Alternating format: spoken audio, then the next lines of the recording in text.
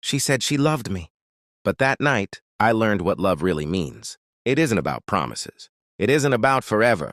It's about how deeply someone can destroy you and still sleep peacefully after. I still remember that night, the rain outside, the smell of burnt coffee, and my brother's trembling voice on the phone. "Ethan," he whispered, "your wife." "Clara. She's in a hotel right now, with 5 men." My chest tightened. I couldn't breathe. For a moment, I thought he was joking, but his silence said everything. The world didn't explode. It just went quiet. But before that night, Clara was my everything. I met her when I was 22, a nobody working 2 jobs just to survive. She was the kind of girl who carried sunlight in her laughter. She worked at a cafe, and I'd stop by every evening just to see her smile. We'd talk for hours about things that didn't matter. Dreams, music, books we'd never finish. She made me believe I was enough. When she said she loved me, I felt chosen, like I'd finally done something right in life. We built a life out of nothing. A small apartment with peeling walls, a second-hand couch, and late-night noodles because we couldn't afford anything better. But it felt perfect. We didn't need money. We had each other. At least that's what I thought. I worked harder every year. Overtime, promotions, extra shifts, anything to give her a better life. She wanted to finish her degree, and I supported her. I skipped vacations, sold my old car, even borrowed money to pay her tuition. She'd hold my hand and say, "Ethan, you're my whole world." I believed her. But slowly, things began to change. She stopped waiting up for me at night. Stopped asking how my day was. Her phone was always face down. She started wearing new perfumes, dressing differently, coming home late with excuses that didn't make sense. I wanted to trust her. I told myself love means faith, but deep down a quiet fear had started to grow, one I kept ignoring. Until that call came. That night, I drove to the hotel my brother mentioned. The rain hit the windshield like shards of glass, and every red light felt like eternity. I parked across the street and just sat there staring at the building. The golden glow from the windows looked so ordinary, but I knew my world was ending somewhere inside them. I didn't go in. I didn't need to.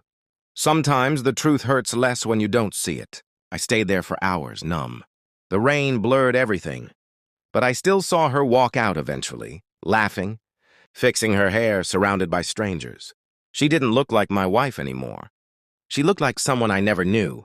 When she came home the next morning, she acted normal, like nothing happened. I sat in the dark, waiting. She froze when she saw me. "You scared me," she said casually. "Where were you?" She looked away. "At work." "You know that." I smiled, not because I believed her, but because I didn't want to break down. "In a hotel?" I whispered. "With 5 men?" Her face changed, not with guilt, but irritation. "Who told you?" I laughed quietly. "That's what you're asking?" She rolled her eyes. "You were always too emotional, Ethan, too simple. I got tired of it, and that was it. No apology, no tears, just boredom in her voice, as if years of my love meant nothing. She packed her bag, slammed the door, and walked out of my life. And I let her. That night, I sat on the kitchen floor until sunrise. I didn't cry. I couldn't. I just felt empty, like someone had scooped out everything inside me. Days passed. Then weeks. People talked. Some pitied me. Some mocked me. But I stayed silent. Silence became my armor. I buried myself in work. I didn't eat much, didn't sleep much, but slowly something inside me began to change. The pain didn't fade. It hardened. It became focus. I stopped looking for her in every crowd. Stopped hoping for closure. Instead, I started building. By the end of that year, I had taken over a major account at my firm. Then another. Then another. I learned how to lead, how to grow, how to hide my emotions behind a calm face. 2 years later, I was no longer the man she left behind. And then life brought her back. It happened during a merger. My company had acquired a smaller firm that had recently gone bankrupt. During the employee transfer process, I saw her name, Clara Sanders. For a moment, I just stared at the screen. My hands didn't shake this time. I felt nothing. A few weeks later, I walked into a meeting, and there she was, sitting across the table, her eyes widening the second she saw me. "Mr. Cole," someone said, introducing me to the team. "He'll be overseeing this project personally." She couldn't speak. I smiled politely. Good to see you again, Miss Sanders. Her lips trembled. You own this company? I nodded. Among others. She looked smaller somehow. The confidence she once had was gone.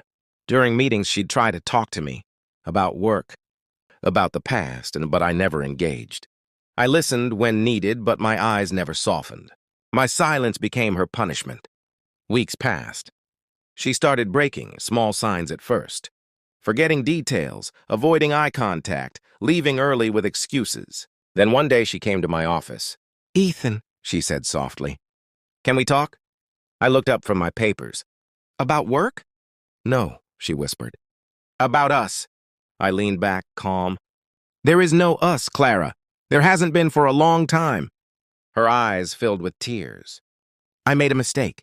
I was lost. I thought you'd hate me, but this silence hurts more." I didn't answer immediately. I stood up, walked to the window, and said quietly, "I don't hate you. Clara, hate means I still care. I just stopped feeling anything." She cried then, really cried. The kind of crying that comes when you realize the damage can't be undone. I didn't comfort her, because she never comforted me when I was the one broken. A week later, she resigned. I approved it without a word. Months passed. I heard she moved to another city, struggling to find work. I didn't follow up. By then, my silence had done what anger never could. It's been 5 years since that night. Sometimes when it rains, I still remember sitting outside that hotel, watching the lights blur through my tears. But I don't feel pain anymore, only peace. People often ask me if I ever took revenge. I tell them, revenge isn't about hurting someone. It's about becoming someone they can never reach again. She once told me I was too simple. Maybe she was right. But it was my simplicity that turned into strength, and her pride that became her punishment. Now, when I look back, I realize something.